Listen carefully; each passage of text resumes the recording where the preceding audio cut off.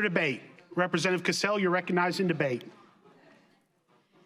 Thank you, Mr. Speaker. And Representative Esposito, thank you for yesterday. I think it was a great example of how we can disagree, do it civilly, and both of us get our points across. But members, of all bills you are going to hear this session, this is the bill that your constituents, your neighbors, your family members care the most about.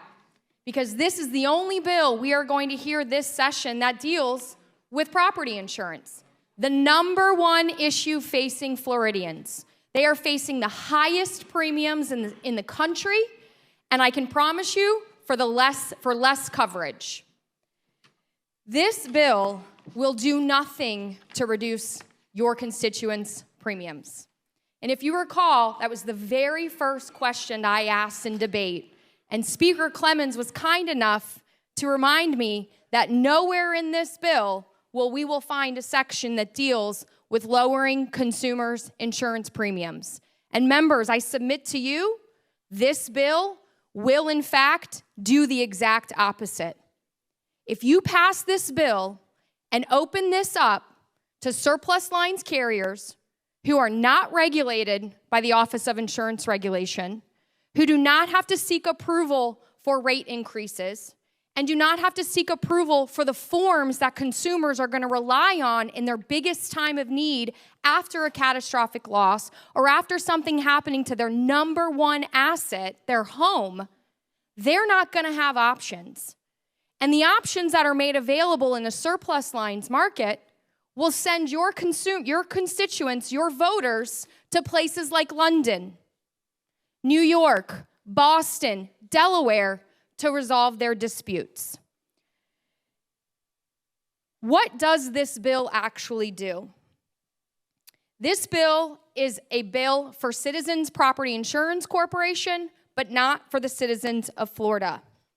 This bill impacts and is being presented as though this is an option for those second home owners, those people who don't reside in Florida, those people who are just coming here to vacation. The problem is the language in the bill, how it defines what a primary home is extremely important for those of you that have condominiums in your district. Because why? This bill allows, if you only reside here for 6 months, there's no protection in this bill if it's your homestead. I have many constituents who live in my district that are Florida residents, that pay taxes to Florida, that call Florida home, that call this property their homestead. But we didn't carve that out in this bill. What we've said is if it's not your primary home if you don't live here for 9 months out of the year. You have to live here for 9 months out of the year. That's going to impact a lot of Floridians, a lot of people who call this state home. And what does it do? It sends them to a surplus lines market. A surplus lines market that is unregulated by the Office of Insurance Regulation, that is not going to be backed by FIGA in the event that the company goes insolvent, which historically has happened. So what are we actually doing for consumers?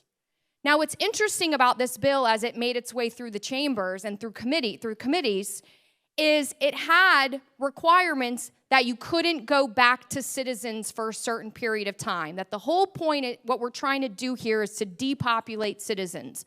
But at what cost to Floridians?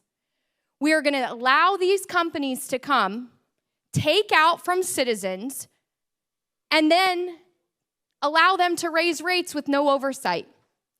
And the response is, but yeah, you can go back to Citizens. So then what are we doing? If after the initial contract term is over, they just have the eligibility to go back to Citizens, what are we actually doing here? We're not making any difference. We're not changing anything. But what we are doing is we're going to put a stop on inviting and asking admitted carriers to invest in this state. The reforms that have been passed over the last several years have all been in an effort to get companies to invest in Florida, to call Florida home.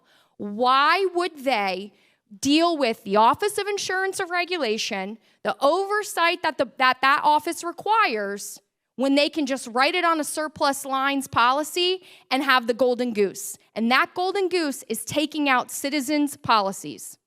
So why would an admitted carrier want to invest in this state when what we're offering to non-admitted carriers is you don't have to be regulated, you don't have to have any oversight. Representative Cassell, excuse me, time has expired in debate.